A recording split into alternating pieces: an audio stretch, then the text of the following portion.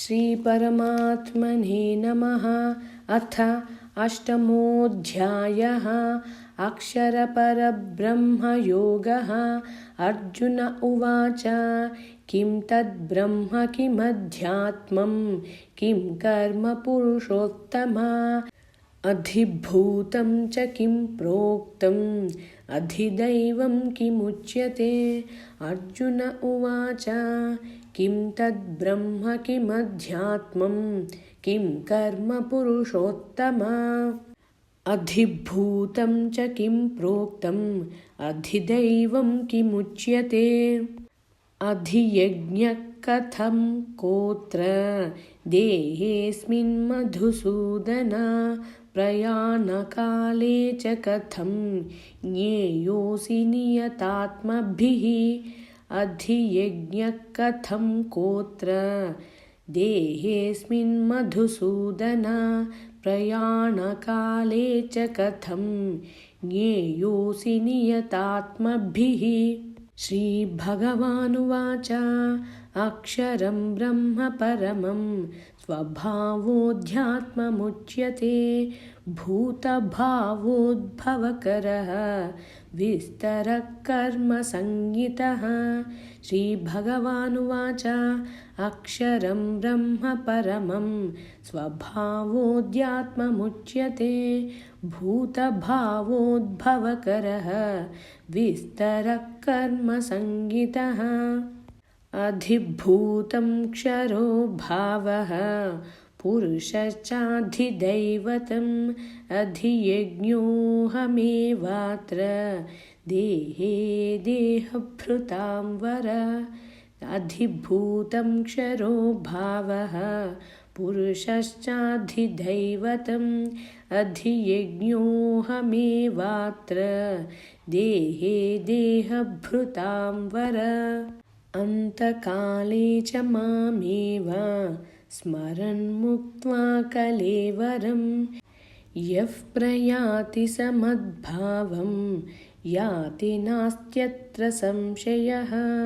अन्तकाले च मामेव स्मरन् मुक्त्वा कलेवरं यः प्रयाति समद्भावं याति नास्त्यत्र संशयः। अन्तकाले च मामेव स्मरन् मुक्त्वा कलेवरं यः प्रयाति समद्भावं याति नास्त्यत्र संशयः। यं यं वापि स्मरन् भावं त्यजत्यन्ते कलेवरं तं तमेवैति कौन्तेय सदा तद्भावभावितः। यं यं वापि स्मरन् भावं त्यजत्यन्ते कलेवरं तं तमेवैति कौन्तेय सदा तद्भावभावितः। तस्मात् सर्वेषु कालेषु मामनुस्मरयुध्य च मय्यर्पितमनो बुद्धिः मामे वैश्यस्य संशयम्। तस्मात् सर्वेषु कालेषु मामनुस्मरयुध्य च मय्यर्पितमनो बुद्धिः मामे वैश्यस्य संशयम्। अभ्यासयोगयुक्तेन चेतसा नान्यगामिना परमं पुरुषं दिव्यं याति पार्थानुचिन्तयन्। अभ्यासयोगयुक्तेन चेतसा नान्यगामिना परमं पुरुषं दिव्यं याति पार्थानुचिन्तयन्। कविं पुराणमनुशासितारम् अणोरणीयां समनुस्मरेद्यः सर्वस्य धातारमचिन्त्यरूपम् आदित्यवर्णं तमसः परस्तात्। कविं पुराणमनुशासितारम् अणोरणीयां समनुस्मरेद्यः सर्वस्य धातारमचिन्त्यरूपम् आदित्यवर्णं तमसः परस्तात्। प्रयाणकाले मनसाचलेन भक्त्या युक्तो योगबलेन चैव भ्रुवोर्मध्ये प्राणमावेश्य सम्यक् सतं परं पुरुषमुपैति दिव्यम् प्रयाणकाले मनसाचलेन भक्त्या युक्तो योगबलेन चैव भ्रुवोर्मध्ये प्राणमावेश्य सम्यक् सतं परं पुरुषमुपैति दिव्यम् यदक्षरं वेदविदो वदन्ति विशन्ति यद्यतयो वीतरागाः यदिच्छन्तो ब्रह्मचर्यं चरन्ति तत्ते पदं संग्रहेण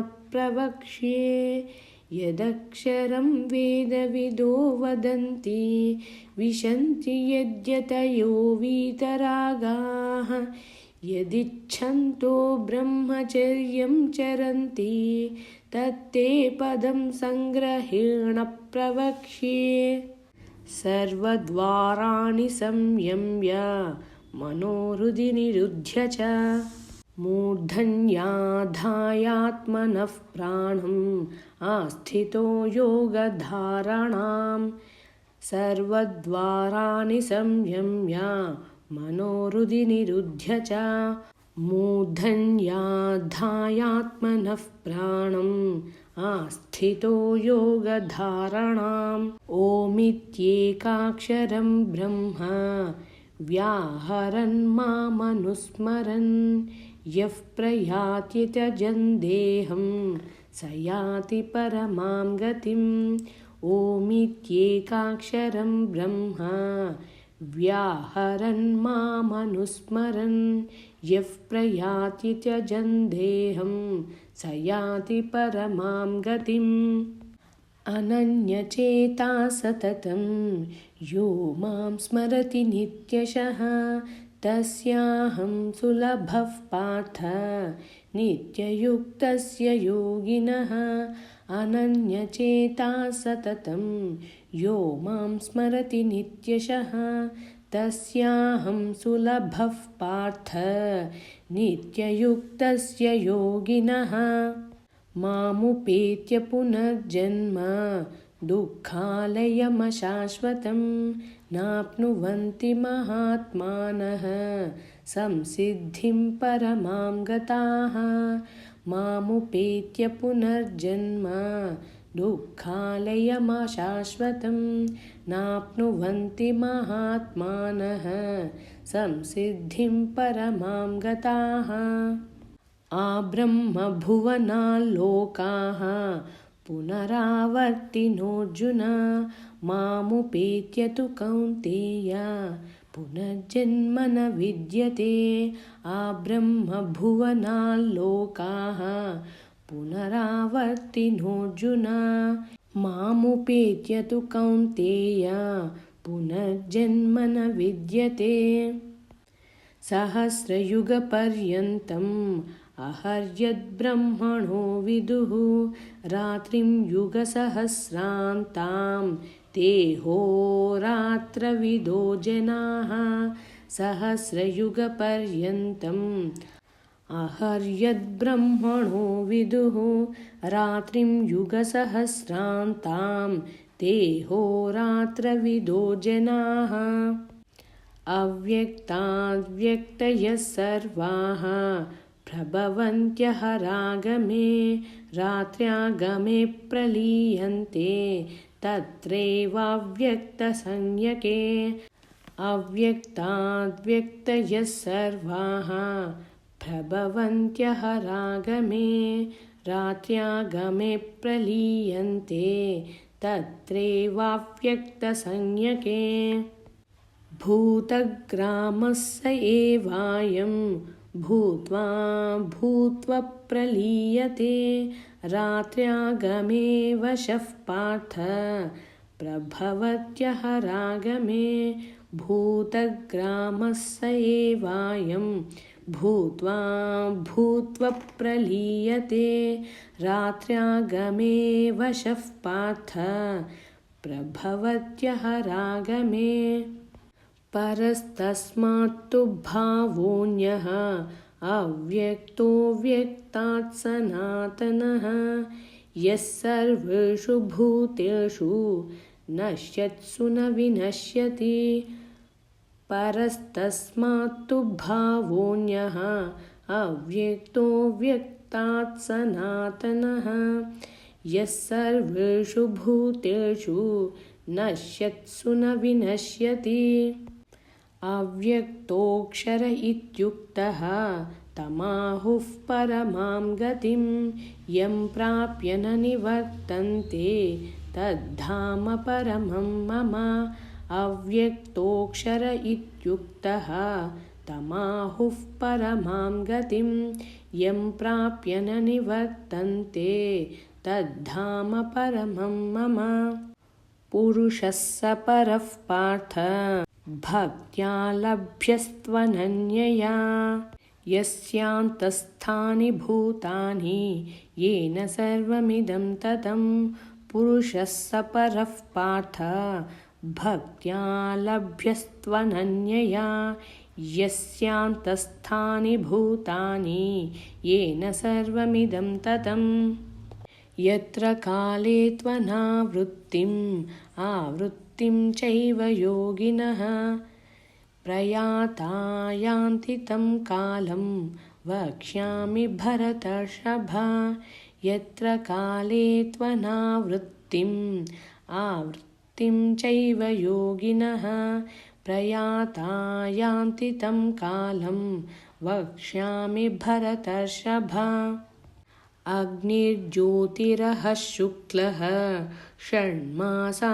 उत्तरायणं तत्र प्रयाता गच्छन्ति ब्रह्मविदो जनाः अग्निर्ज्योतिरः शुक्लः षण्मासा उत्तरायणं तत्र प्रयाता गच्छन्ति ब्रह्मविदो जनाः धूमो रात्रिस्तथा कृष्णः षण्मासा दक्षिणायनं तत्र चान्द्रमसं ज्योतिः योगी प्राप्य निवर्तते धूमो रात्रिस्तथा कृष्णः षण्मासा दक्षिणायनं तत्र चान्द्रमसं ज्योतिः योगी प्राप्य निवर्तते शुक्लकृष्णे गतिह्येते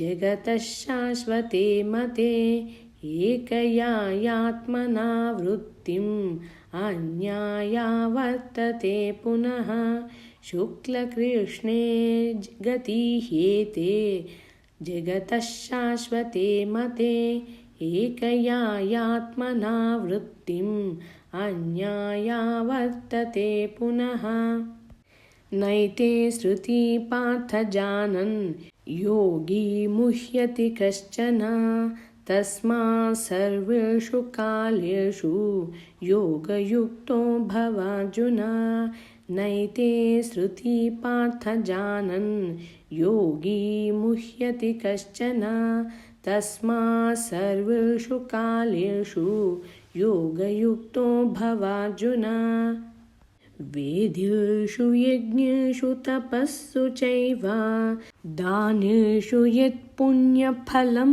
प्रदिष्टम् अत्येति तत्सर्वमिदं विदित्वा योगी परं स्थानमुपैति चाद्यं वेदेषु यज्ञेषु तपस्सु चैव दानेषु यत् पुण्यफलं प्रदिष्टम् अत्येति तत्सर्वमिदं विदित्वा योगी परं स्थानमुपैति चाद्यं श्रीमद्भगवद्गीतासु उपनिषत्सु ब्रह्मविद्यायां योगशास्त्रे श्रीकृष्णार्जुनसंवादे अक्षरपरब्रह्मयोगो नाम 8मोऽध्यायः।